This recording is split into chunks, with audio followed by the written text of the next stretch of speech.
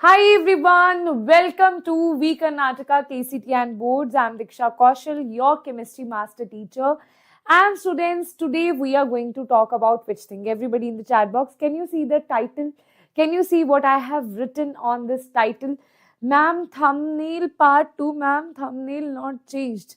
Okay, I'll ask again to change the thumbnail. Okay, don't worry, the content is going to be the same. Right? They're not going to ask you what was there in Diksha Ma'am's second part thumbnail. Was it part 1 or part 2? That's not going to be your KCET answer. Right? So everybody focus on what I am teaching. Focus on what is the content here. Right? So today is the last lecture of electrochemistry where we are going to talk about conductance. We are going to talk about Faraday's laws and we are going to talk about electrolytic cell. Right?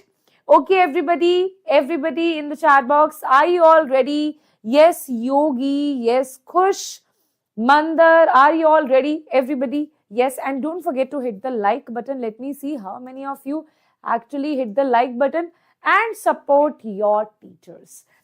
Okay, Anoop is also here. Yes, what is a tradition? What is a tradition, guys? The tradition is what? The tradition is to have the green hearts in the chat box for your Diksha Ma'am. Yeah. Okay. Yes, guys. Yes, Tanmay. Okay. So now let us start the session. Firstly, tell me that in the previous lectures, what we have done for electrochemistry, in the first lecture, we did basic what is basically a Daniell cell, what is electrode potential, what is anode cathode, what is anode. And in the previous lecture, that is part 2 of electrochemistry, we did that what exactly is Nernst equation, the questions related to Gibbs free energy, question related to E naught and equilibrium constant, Gibbs free energy and equilibrium constant, and we also did energy conservation, that electrode potential is not additive in nature, but Gibbs free energy is additive in nature, right? So that's all what we have completed till now, and trust me on that, you will definitely see questions only from what I am teaching you. That is my guarantee to you, right? So everybody who really want to crack KCET, this is what you need to have. This is how your preparation need to go. Okay, guys. Yes, tradition, ritual. Okay, so now, what is the first thing? As the first topic here in the title, that is conductance, right? For conductance, firstly, we need to know what is a resistance. So, can you tell me what is a resistance? What is a resistance? Now, resistance means, for example, you hate white clothes and someone asks you, you need to wear white clothes. You will resist them. You will be like, I don't want to wear this thing. Why? Because I don't like this thing. So resistance basically means that when we say no to something, when we try not to do that thing. So resistance means to stop the flow of current, right? To stop the flow of current or electrons, right? In general, we talk about current when we talk about resistance, right? That is a resistance to do something, right? Opposition to the current. Opposition. Now, second thing is, what is conductance? Now, can you all tell me? That is opposite of resistance. What is conductance? Anybody in the chat box? What is conductance? As I told you, that is exactly opposite of resistance, right? Resistance means, hey, you can't do this. I'm resisting that person, right? If I'm motivating that you can do this, you must do this, you can do this, and you will do this, right? That is conductance. That means motivating something. Here, what we are motivating? We are motivating the electrons, the ions. So here conductance means the flow of electron, the flow of ions, right? That is called the conductance.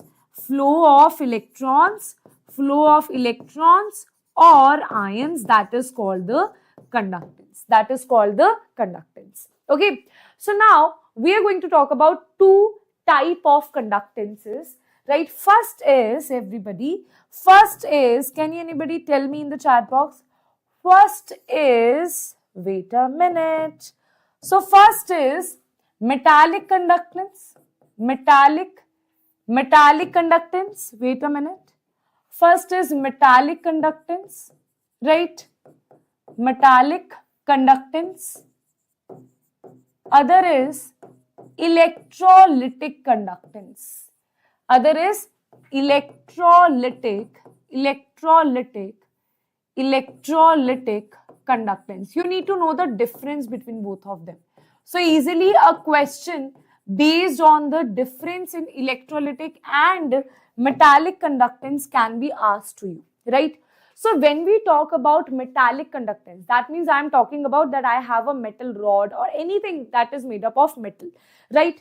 So I have that thing, and basically in that what will have, for example, this is that metal block that we have, right? And here you have metal atoms, right? Here you will have metal atoms, right, that are joined to each other. Now in this what you will have, these are called the basically kernels, and here what you will have, electrons, right? Electrons. Now what you will see, that these metallic kernels are vibrating on the same position, right? And the electrons are moving here and there, right? So here the current is due to, or you can say the conductance is due to the flow of electrons, right? It is due to the flow of electrons, right? Here it is due to the flow of electrons. But if I talk about electrolytic conductance, here I talk about a solution that has electrolyte. Electrolyte means that can be divided, that can be dissociated into the ions, right? So that means, for example, I am saying that I have NaCl electrolyte, right? So NaCl electrolyte in water, that will be dissociated into Na positive and Cl negative. That means here I will have two ions, let us say in general A positive, B negative, A positive, B negative, and here the conductance is due to the flow of which thing, everybody? It is due to the flow of, wait a minute, flow of ions, right? That is due to the flow of ions. Got it? Everybody in the chat box? Movement of the electrons. Yes, movement of the electrons. Very good. So, if you talk about the chemical change, here can you see any chemical reaction occurring here? No. Like there was, for example, there was sodium metal, right? Sodium is 11 number. That means it had 1s2, 2s2, 2p6, 3s1. Right, that was the electronic configuration, right? Now it has lost one electron, right? And there is not as such any reaction occurring here, right? It's just that there are atoms and there are electrons in the outermost shell that are moving here and there. That means, can I say that here we don't have no chemical change, no chemical change, no chemical change. But if you talk about the electrolytic conductance, right? So when we talk about properly electrolytic cell, right, that we are going to discuss, in that what you will see, there are chemical changes. When you provide, what is the definition of electrolytic cell? I told you in the first lecture of electrochemistry that the definition of electrolytic cell itself is that it means that electrical energy you will provide and that will be converted to the chemical change. It will result in the chemical change. So definitely there is chemical change involved here. Definitely there is chemical change that is involved here. Is that clear to everybody or not? Is that clear to everybody or not? Here there is no chemical change and here chemical change is involved in the reaction. Right, everybody in the chat box, is that clear or not? Is that clear or not? Now, as you can see, here we don't have as such transfer of any matter, right? Electrons are not exactly matter, right? So that is why there is no transfer of matter. No transfer of matter. No transfer of matter. No transfer of anything that has mass. But here ions are transferring, right? Ions are moving here and there. Chemical changes is happening. That is why definitely there is transfer of matter here, right? So answer will be here, there will be transfer of matter. Transfer of matter. Now last but the most important point, that is how it will change with the temperature, right? How it will change with the temperature. So for example, we are increasing the temperature, what will happen here? And here also we are increasing the temperature, what will happen? Right? In both the cases, here also we are increasing the temperature, here also I am increasing the temperature. You need to tell me what will happen here. Electrical energy to chemical energy, very good Tanmay, very good Khush, Yoga, Abhishek, very good, right? Very good. Now, if we increase the temperature here, right, what is going to happen? Any idea? Any idea? Any idea? Any idea? What is going to happen if we increase the temperature? Any idea here? What if we increase the temperature, what will happen here? Random idea, I am telling you, opposite thing will happen. If here conductance is going to decrease, here conductance will increase. If here conductance is increasing, here it will decrease. Opposite is going to happen. Now you need to guess work here, right? You need to just give me a random guess. According to you, what will happen? One thing I told you, opposite thing will happen here, right? Okay, let me see how many of you are able to answer this, right? Everybody, okay, don't make it a very boring chapter, right? Yes. Abhishek is saying, ma'am, decreases. Very clever. Now tell me which decreases, metallic or electrolytic? Which will decrease? This you are saying decreases? Yogi is also saying, ma'am, this will decrease. Okay. And what about this one? Will this increase or decrease? Decrease in metallic. Okay, perfect, Abhishek. And what about electrolytic? Will it decrease or will it increase? Will it decrease or increase? So let me see. You told that this will decrease. That is exactly the correct answer. So here the conductance, here the conductance is going to decrease. What about this one? Decrease in metallic. Decrease in metallic, definitely right. Okay. Now let me tell you that why there is decrease in metallic. So now see one thing, increase in electrolytic, very good, very good. Here the conductance is going to increase. Now I'll tell you the reason behind this. Here for example, out of NaCl, for example, you had 100 molecules and out of that 50 molecules are dissociated, right? But when you increase the temperature, more molecules will be dissociated. For example, now 70 molecules are dissociated. That means more molecules are getting dissociated here. That means more ion formation is there. More the ions, more will be the conductance. Right? So that is the first thing for why there is increase in electrolytic conductance. Then if we talk about metallic conductance, as you can see, these kernels, okay, I told you that the kernels are vibrating at one position. So for example, you are in a room and this is full of crowd, full of people here. Then what can happen? I suddenly say that, oh, hello, what is happening? Hey guys, you need to run from here because in this hall, in this room, you have fire. What will happen? People will panic, right? For example, that is crowded and that room is locked and someone announces that there is fire in this house. What will happen? People will strike with each other, collide with each other, and eventually none of them will be able to get out of it because of the panic, right? That do you agree? Same thing will happen here. These are the kernels, they don't have that much space here, but when we increase the temperature, they are going to vibrate, right? Because of that vibration, these electrons that were initially like moving, they were like chilling and moving. After that, what will happen? Because of the increased vibration in the kernels, they will not be able to move.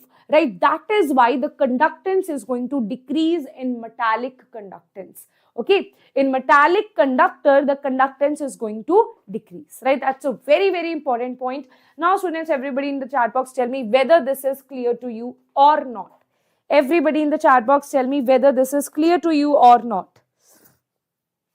Now, next thing is we have four things we'll have, right? First is what is resistance and how it is represented, right? What is resistance, guys? What is resistance? This is resistance. right? It is represented by this R.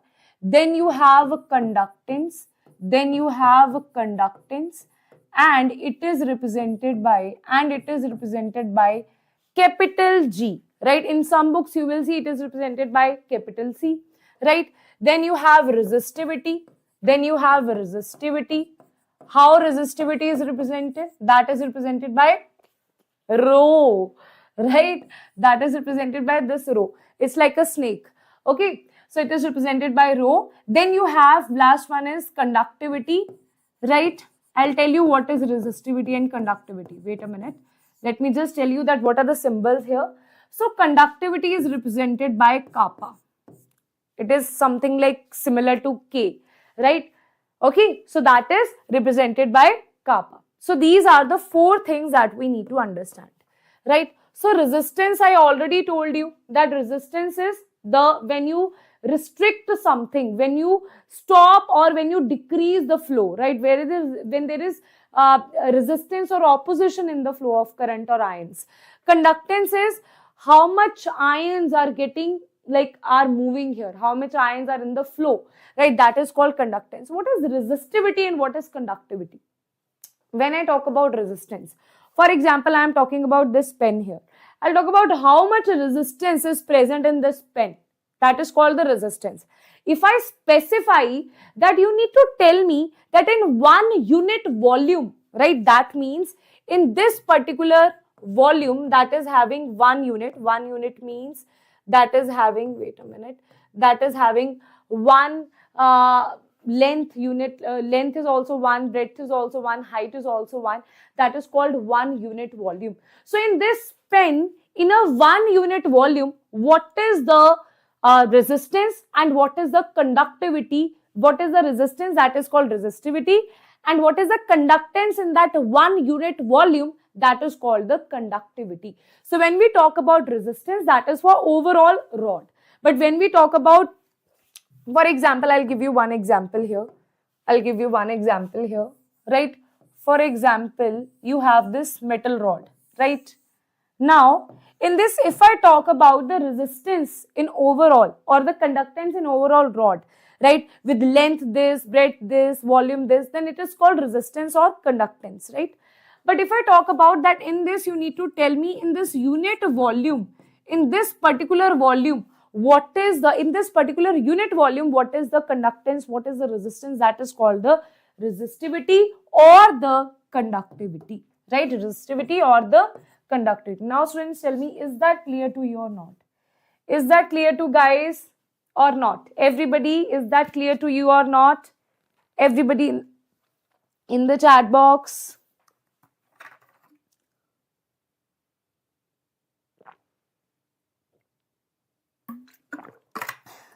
Yes, everybody in the chat box, is that clear or not? Now, let us see what is exactly the relation between all of them, right? So I'm going to just copy paste this thing. Right now, let us see what is the relation, right? And what are the units, right? So if you talk about the relation between them is, you have R is equals to rho L by A. That is called the relation, where L is the length, A is the area, rho is the resistivity, R is the resistance, right? Now, I want to write it in the form of conductance and conductivity. Now, we know that conductance is opposite of resistance and resistivity is opposite of conductivity, right? So that is why instead of R, I'll write opposite of resistance, that is conductance. I'll write 1 by G. And instead of writing rho, I will write 1 by kappa. And this is L by A. Now tell me, is this thing clear to you or not? Now, one more thing here, that cell constant, there is one more term that is called cell constant. That is represented by G star, and that is equals to L by A, right? That is equals to L by A, right? So here it will be, wait a minute, 1 by G equals to 1 by kappa multiplied by G star, right? Or you can say kappa is equals to, this is very, very important formula, kappa is equals to G into G star. Very, very important formula, right? So these two formulas are very important for you. The first one is R is equals to rho L by A. That is the first formula. If you know these terms clearly, that resistance is opposite of conductance, resistivity is opposite of conductivity, then this formula is very easy to generate. But I would advise you to learn this formula as it is, because it's not a difficult formula to learn. Kappa is equals to G into G star. G star is cell constant, that is L by A. G is conductance and kappa is conductivity, right? So conductivity is equals to conductance into cell constant, right guys? Okay everybody? Okay guys? Everybody? Now let us talk about the units here. Okay, so now we are going to talk about the units here. Let us talk about the units here, right? The units of all of them. Okay, so now let us talk about the units. First thing is resistance. Resistance has a unit, wait a minute. Resistance has a unit that is, ohm, right? Okay, that is ohm, that is a unit of resistance, right? If you talk about conductance, that is called per ohm, right? Or this per ohm is also called Simon. Okay, that per ohm is also called Simon.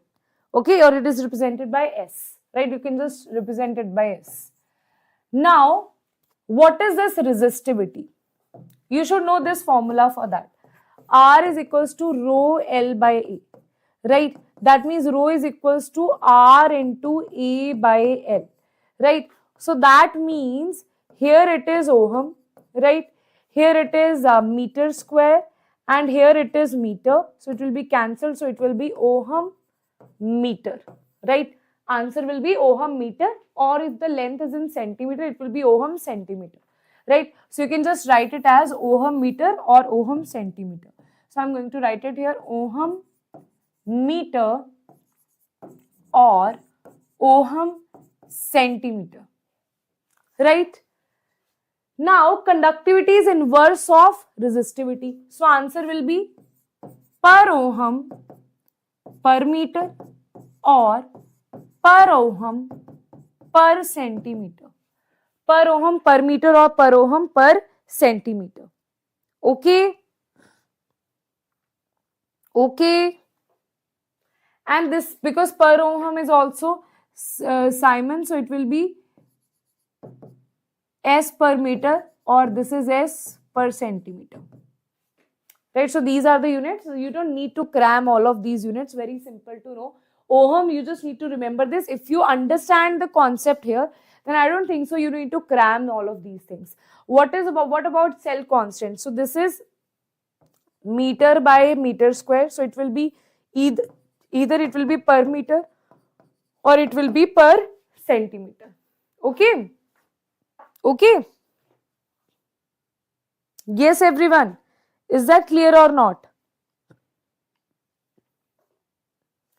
Now, that was the formula. Now, let us talk about other formulas. Now, let us talk about what is molar conductivity. Now, let us talk about what is molar conductivity. Now, what is molar conductivity? Molar conductivity is defined by this thing, right? That means conductivity of 1 mole of solution, right? That is called molar conductivity. Now, here we are not talking, conductivity means 1 unit. If you want to talk about the conductance of 1 unit of volume, right? That is called conductivity. If you talk about molar conductivity, we are defining it further, that now we are not talking about unit volume or anything. We are talking about we need to have 1 mole. If you take 1 mole of solution, the conductance of that thing is called the conductivity, that is molar conductivity, right? And now the relation is that molar conductivity is equals to kappa into 1000 divided by molarity, right? That is a relation. But this relation is also very amazing. The reason is the units, right? Here, the condition is that the units of this kappa should be, now kappa has how many units? Kappa is either it can be per ohm per meter or per ohm per centimeter. So unit should be per ohm per centimeter. That means the length and the area should be in centimeters. Only then you can apply this formula, otherwise this formula will not be applied, right? Or you can say this, right? Okay. Okay. Now, if I say that, ma'am, this is also the formula, where so you will apply this formula only in your syllabus, right? This formula, if you see anywhere, right? If you see anywhere this formula, that kappa is equals to 1000 multiplied by molarity, then understand that this kappa is in per ohm per meter, right? So I'll just write it here only, right? If you see this formula, that kappa divided by 1000 into molarity, in that case you need to remember one thing, that this will be equals to kappa will be equals to per ohm per meter, right? Or it will be equals to S per meter. So that should be clear in your head, right? That should be clear in your head, right? Okay. Now, can you tell me what will be the value of this? What will the units of this molar conductivity? If you talk here, the units will be, this is per centimeter and this is mole per liter. This is mole per liter, right? So the units are going to be, wait a minute. Mole per liter, you just need to, okay, mole, this is per liter, this is per centimeter, right? So these are going to be the units of molar conductivity, and here it will be per meter, and this is mole per liter. That is going to be the units here, right? So that totally depends what formula you are using and what are the units, right? So mostly you will see this in kappa in per ohm per centimeter only. So you will apply this formula only, right? Okay. Okay. Now, if you talk about the equivalent conductivity, that is same as this one, right? That is same as this one. But the difference is, here we talk about one equivalent of solution, right? This is called equivalent conductivity. This is called equivalent conductivity. Equivalent conductivity, right? If you talk about equivalent conductivity, in that case, we talk about the conductivity of one equivalent solution, right? And here, if you talk about this thing here, everything else will be same. It's just that here instead of molarity, you will have normality, right? So you can write it here. Instead of molarity, you will have normality here. But trust me, this thing will not be asked to you. They will ask you molar conductivity. That has high chances. Equivalent in conductivity, according to me, they will not ask that in KCET, right? They will ask you molar conductivity, especially this formula. This formula they will ask you, right? This formula they will ask you. The numerical also based on this formula. Okay? Okay. Now let us talk about what is degree of dissociation. That we will talk about later. Firstly, let us talk about dilution, right? Let us talk about dilution, then we will talk about degree of dissociation, right? Now, dilution means which thing? Dilution means that you are adding water into it. When you are adding water, when you are diluting something, dilution increases. If your dilution increases, then can I say concentration decreases? If I am saying I am adding water into something, that means it's dilution. The water we are adding, it is getting diluted, right? That means the concentration is going to decrease, right? Because we are adding more water, then the concentration of that solution is going to decrease, right? Then the concentration of that solution is going to decrease, isn't it? Yes, Abhishek, very good. Simon, centimeter square per mole. Yes, that is also the correct answer. Let me write that also here. If you want to know, then you should also know this thing, that it should be Simon centimeter square per liter, right? Sorry, per mole, right? Okay, and this should be in meter, so it should be this thing, right? Okay. Now next is on dilution the concentration decreases. Now the question that they will ask you first is, they will ask you that what will be the effect on conductivity, how conductivity is going to decrease or increase, right? Then they will ask you about molar conductivity, right? So for conductivity, remember one thing, that for example, you have this thing, right? You have a beaker, right? In this beaker, conductivity means that you are talking about a particular unit, right? You're talking about this unit volume. You're talking about in 1 unit volume, this unit volume, what is the answer, right? You're talking about in this unit volume, what is the answer, right? So remember one thing, that in this unit volume, what will be the answer, right? So see, this is the conductivity, right? This is the solution. You're adding water into it, right? You are adding water into it, right? So I am just zooming this in. I am zooming this in. Earlier, what was there? If I zoom this in, earlier, what was there? Earlier, for example, that earlier you had maybe 5 molecules, maybe 5, 6 molecules, maybe these many molecules of concentration of the solution you had, right? Now, when you are diluting it, you are adding water into it, right? So that means there will be addition of water molecules also, right? That is why what will happen, wait a minute, let me make it again, right? Because I wanted to zoom it in a different way, right? So let us write the number of molecules that it will have.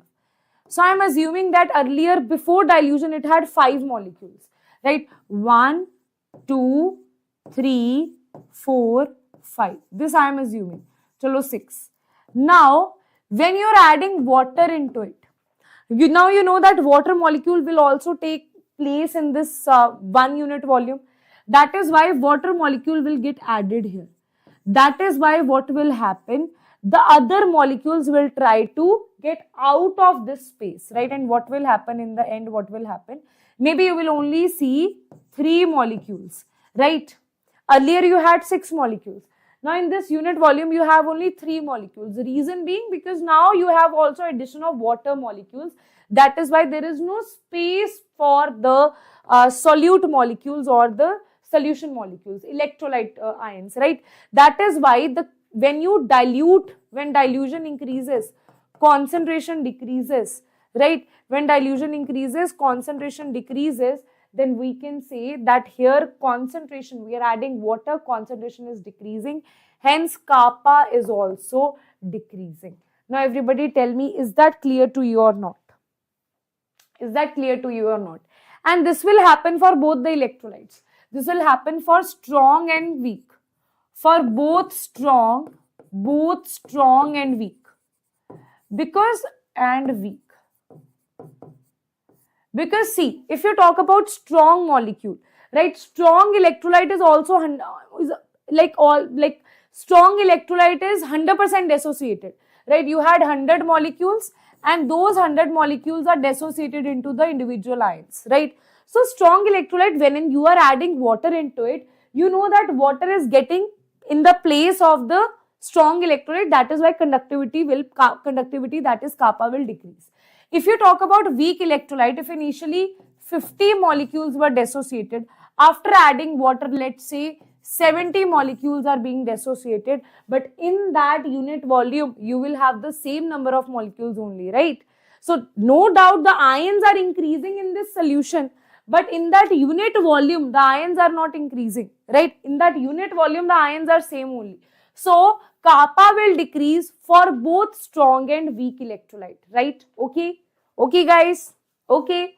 Now let us talk about the second thing, that is for molar conductivity. Now this is very, very important, right? This is very, very important. For molar conductivity, what is going to happen here, right guys? So for molar conductivity, very simple thing, right? That molar conductivity, we know that is equals to kappa into 1000 divided by concentration, right? Or molarity, right? Molarity is what? Concentration only. We know that on dilution, concentration decreases. That means molarity decreases. Now we know that this is inversely proportional to molarity. Once concentration will decrease, then molar conductivity will increase because they are inversely proportional. That is the reason molar conductivity increases, right? That is the reason molar conductivity increases, right? Okay, that is the reason molar conductivity increases.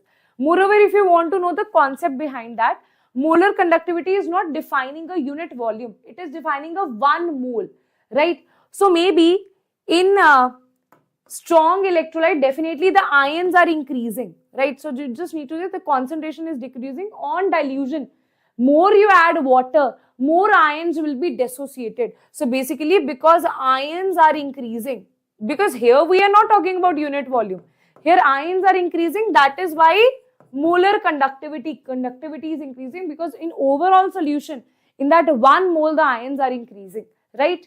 Okay. Next thing is, ma'am, is this for both strong and weak electrolyte? So yes, molar conductivity will increase for both strong and weak electrolyte, but the variation is very different, right? So we need to talk about how they will variate, right? So first is, let us talk about strong electrolyte, right? So firstly, let us talk about strong electrolytes. Let us talk about strong electrolytes. So if you talk about strong electrolytes, you need to tell me that how they will behave. Everybody in the chat box, how the strong electrolytes will behave. Okay, I am going to give you a formula on this, right? For that, so firstly you need to know what is exactly this limiting molar conductivity, right? So write down here limiting molar conductivity, limiting molar conductivity. Limiting molar conductivity is nothing but it is when you dilute something to infinity, when there is infinite dilution, then molar conductivity will become limiting molar conductivity, right? Okay, so we need to know that at infinite dilution, what is the value of molar conductivity? That is called infinite molar conductivity, that is limiting molar conductivity. Now, if you talk about strong electrode, that will be minus A C1 by 2, right? That means C under root C. Now, if you draw the graph between both of them, this is the graph, right? I am drawing the graph between, this is molar conductivity and this is under root C and this is under root C, right? So this is the graph, okay? So this is the graph. Now, let us see here, if you compare this with y is equals to mx plus c, this is your mx and this is c, right? So intercept will become this limiting molar conductivity, that is this one. Slope will become minus a, right? That means slope is negative here. So graph will go downwards, right? Graph will go downwards, and this slope is called, and the x-axis is obviously under root c, that is mentioned there. So slope is nothing but that is minus A, right? And this limiting molar conductivity, that means when you are decreasing the concentration so much that the concentration is zero, when will the concentration be zero? When will the concentration be zero? See, if dilution is infinity, then concentration is zero. And that is called limiting molar conductivity. So can I say at zero concentration, at infinite dilution, there is limiting molar conductivity, right? Okay, so that is the graph that we draw for strong electrolyte. That means for strong electrolytes, we can predict that when the slope will cut, when this line will cut the y-axis, the intercept is called the limiting molar conductivity. But can we find it for weak electrolyte as well? That is the question, right? Can we find it for weak electrolyte as well? Anybody in the chat box? Can we find it for weak electrolyte as well or not? Or not? So if I write here weak electrolytes, right? If I write here weak electrolytes. So can this happen for weak electrolytes as well or not? Everybody in the chat box? Yes, very good, very good, very good. So here for weak electrolytes, just remember this thing, that they are inversely proportional, and how the graph, that as the concentration is increasing, let me draw the graph firstly, right? Now the graph is like this, that as the concentration is decreasing, dilution is increasing, this molar conductivity is increasing, but at infinite dilution, it becomes parallel to the y-axis. That means directly we cannot find, that means can I say directly cannot find limiting molar conductivity. From graph directly or any equation, we can't find the limiting molar conductivity of weak electrolyte. So for that, what we use? Very good, Abhishek in the chat box. Yes, something so much. Is there any use? These are reactions that they do, right? These are the reactions that we do. That what will happen? This is all about science, right? We try to ask the question that are actually there is no application in real life, but we try to ask the question so that we can find all the truths behind this life, right? Okay, that is the beauty of science. So yes, now directly we cannot find the limiting molar conductivity, but indirectly we can find it by which thing? Everybody, yes, you name it right. That is Kohlrausch law. Right, that is called Kohlrausch law. Okay, that is called Kohlrausch law. Yes, everybody, that is called Kohlrausch law. Now, what do you mean by Kohlrausch law? Kohlrausch law say that, for example, you have a salt that is A2B3, right? Then the limiting molar conductivity of A2B3 will be equals to the individual ions. The individual ions are 2A positive plus 3B negative. For example, these are the individual ions. So it will be equals to 2 multiplied by limiting molar conductivity of A positive plus 3 multiplied by limiting molar conductivity of B negative, right? Okay, so here what we are going to see, the individual ions, how they are going to react. Okay, individual ions we are going to see. Is that clear to everybody or not? We are going to see the individual ions. For example, let us take the example of limiting molar conductivity of a weak electrolyte, that is CH3COH. Now this is dissociated into CH3COO negative plus H positive.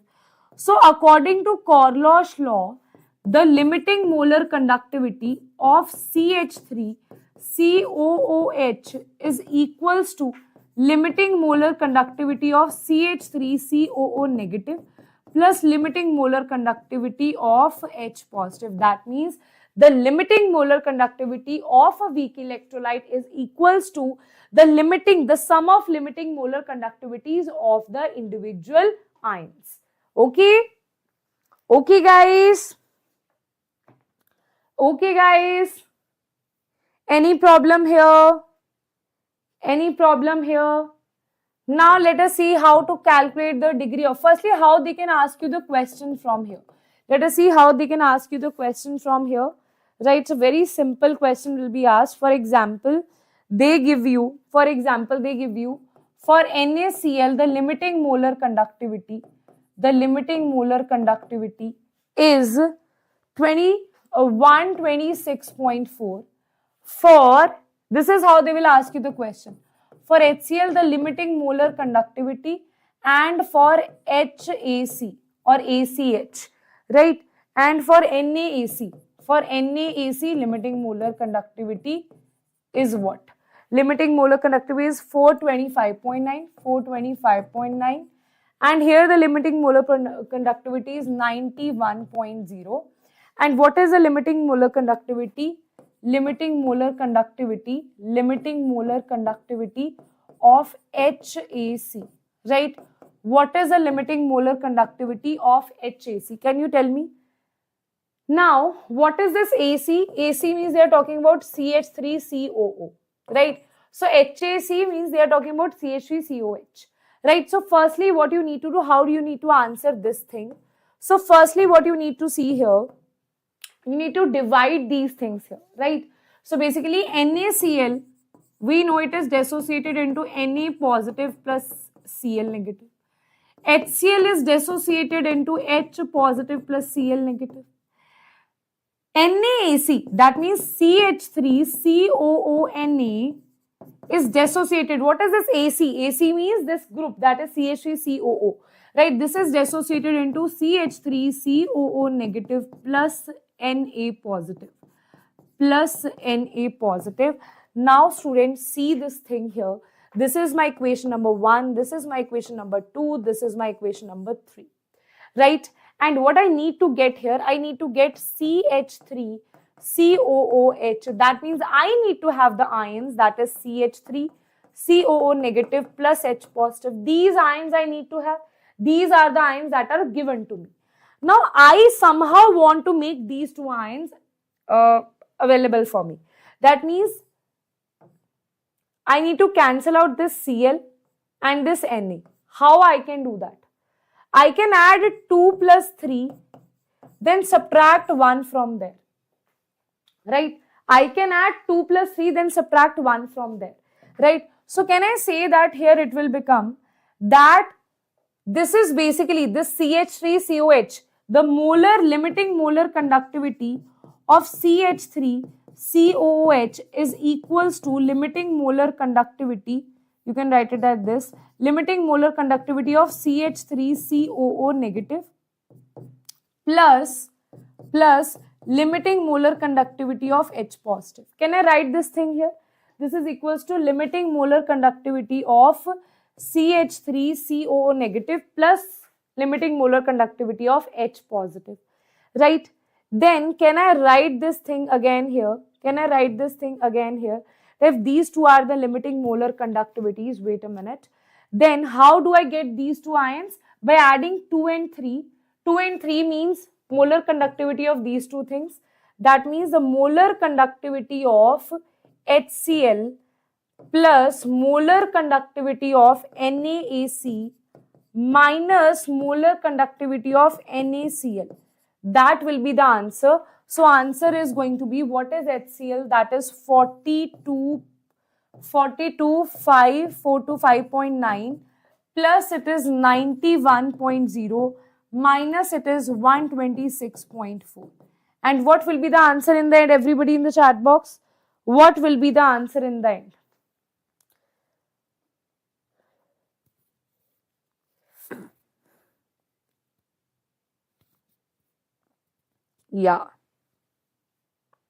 Yeah, some concepts are for exploring science, right? Okay, understood this thing. Now students, tell me, is this question clear to all of you or not? Is this question clear to all of you or not? Everybody in the chat box, do let me know that in the chat box.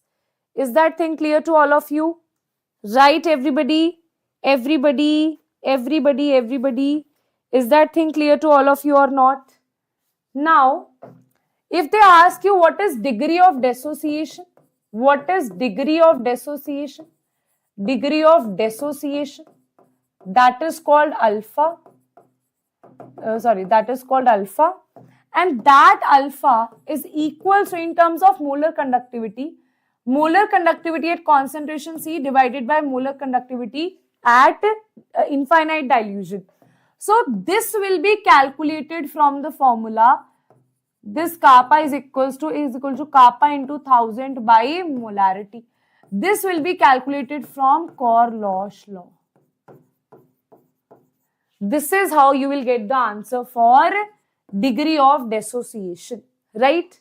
Okay, this is how you will get the answer for degree of dissociation, right? Okay, and dissociation constant, that is equals to C alpha square, right? So just need to put the value of alpha. C is what? Molarity only.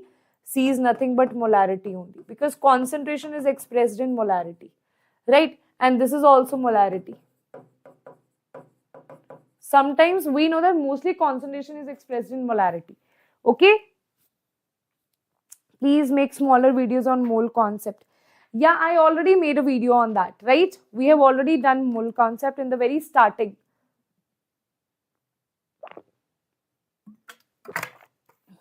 Okay. Guys, really, if you want to understand the concept, if you really want to understand the concept, then you have to go through the detailed lecture, right? If you want to revise it, now it's not the time to revise things, right? So I want to complete the syllabus firstly. After that, definitely we are going to do a revision, quick revision of those things, right? Okay. Yes, everybody. Now let us start with the next topic, that is Faraday's law. Very two small topics we are left with, right? Next is Faraday's law, right? What is Faraday's law? We have two laws of Faraday's first law. What is Faraday's first law? So basically now they are saying that a current is passing through, for example, a charge is passing through a time t, right? Charge is q, time is t, and current because of this charge is I. You need to tell us what is the weight of the electrode, the amount of the metal that is deposited on the electrode, right? Because this, I told you that we are talking about today, we are all talking about electrolysis, where electrical energy is converted to chemical energy, right? When electrical energy is converted to chemical energy, that means something, we are giving it some charge, that is why current is passing through it, and that charge is passing through some time t, right? So that we are talking about electrical energy. In result, right, I'll tell you in electrolysis how the in a chemical change some weight is deposited on the electrode, right? So now what you need to understand, that some weight is deposited on the electron. Now we need to ask that what is the weight deposited? What is the weight deposited? Let us talk it by W, right? I am saying that this is your W. Okay. Okay. So we are saying that this weight is directly proportional to Q. Now what is Q? What is Q? What is Q? Everybody, what is Q? Wait a minute. Can't see. Oops.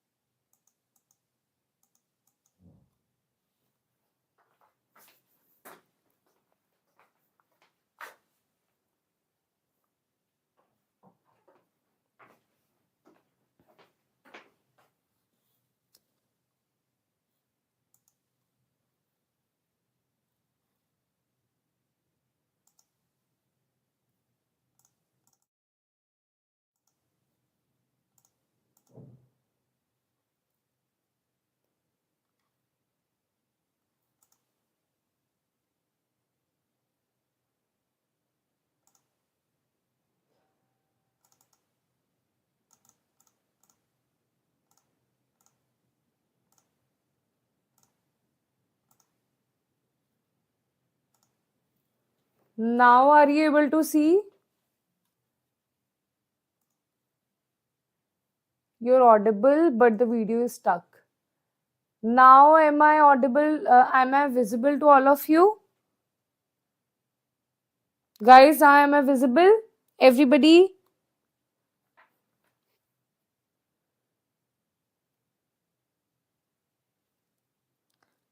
Yeah, now my students know more about IT than me, huh? Very nice. Okay. Now, in the first law of Faraday, we are talking about this weight deposited on the electrode, right? Because electrical energy is getting converted to chemical energy. So when we are providing that electrical energy, that is, we are giving it charge, we are giving it time, with that time and that current I is passing through it. So that weight deposit they are saying is directly proportional to the charge that you have passed here. And we know that charge is equals to current into time. So we can write directly proportional to I into T. Now we will replace this with the proportionality constant, that is Z. Okay, we will replace this with the proportionality constant, that is Z. Now this Z, what is the name of this Z? That is called electrochemical equivalent,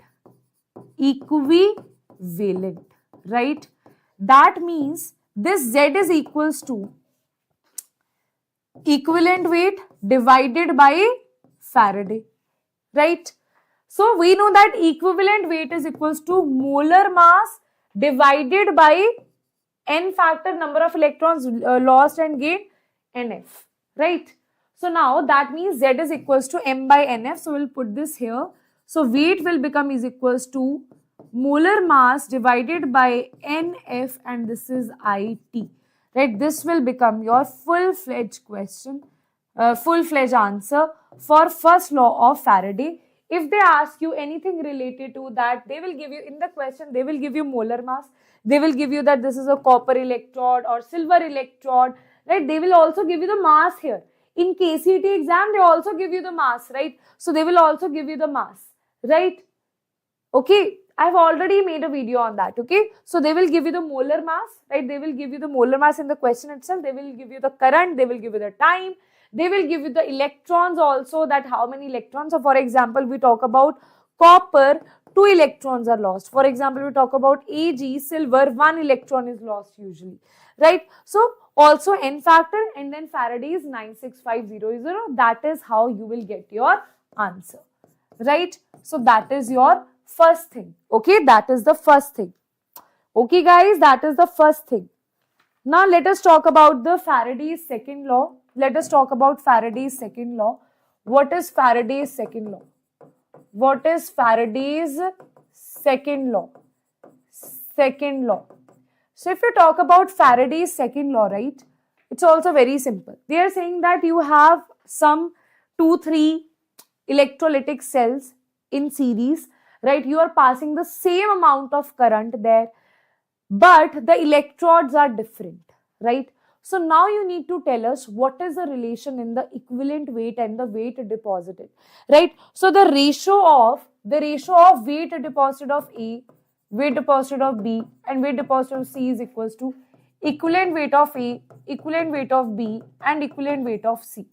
That means this equivalent weight is nothing but it is molar mass by n factor. So molar mass of A divided by n factor of A, ratio molar mass of B divided by n factor of B, ratio molar mass of C divided by n factor of C, right? So that is going to be the correct answer. Weight of A, weight of B, this is weight of C. These are the two questions that they can ask you directly from these two laws. Okay, this is how they can ask you the direct question from these two laws, where you should know that this is the weight deposited, right? And this is the molar mass. This is the molar mass. And this is the n factor. This is the n factor. Understood? This is the n factor.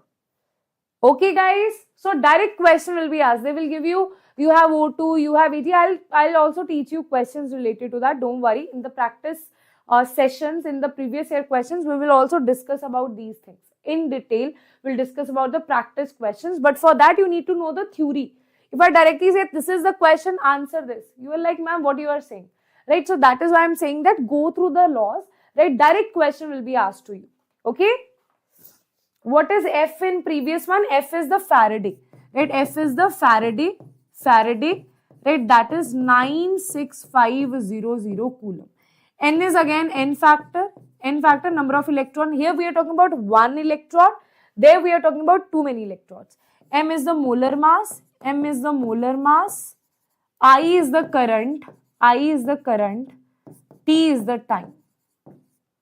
Direct question will be given to you, right? Okay, direct question will be given to you.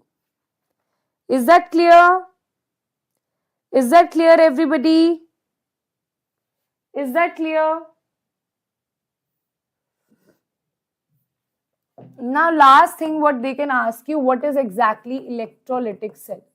Right, so I am going to take up one example, electrolytic cell, and they can ask you what exactly is electrolytic cell.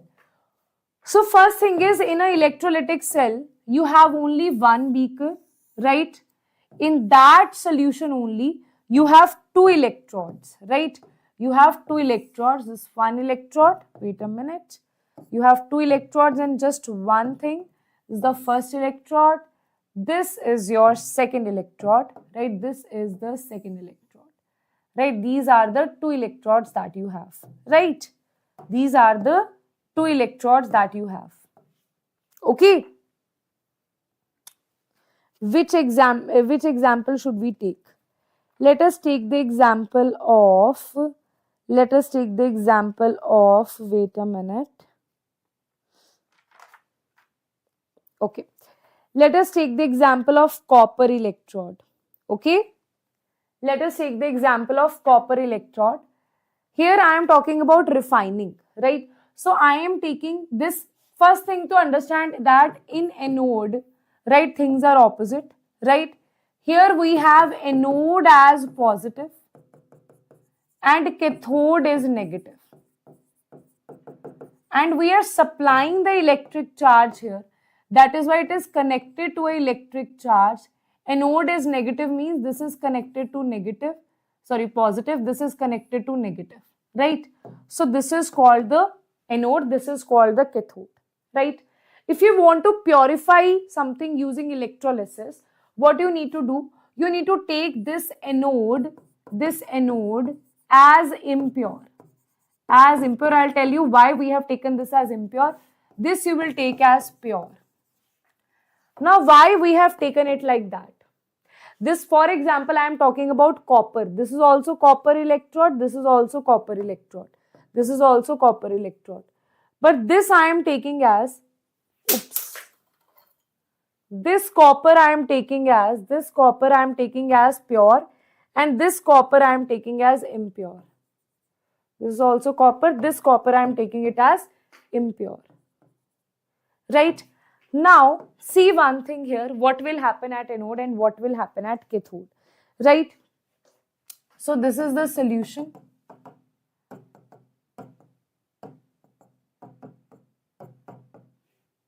In solution, let's suppose you have copper sulfate ions only, right? You have CuSO4. So, what will exactly happen here? At anode, what will happen? Definitely loss of electrons. So at anode, this copper, this impure copper is going to lose the electron and become Cu2 positive and come into the solution, right? This is the impure electrode. This is the impure anode, right? But if you talk about cathode side, what will happen? If you talk about cathode side, what will happen? This is the copper, right? But here in cathode, electrons will be gained by the copper 2 positive ions. So copper 2 positive ions from the solution, because we know one thing, what will happen?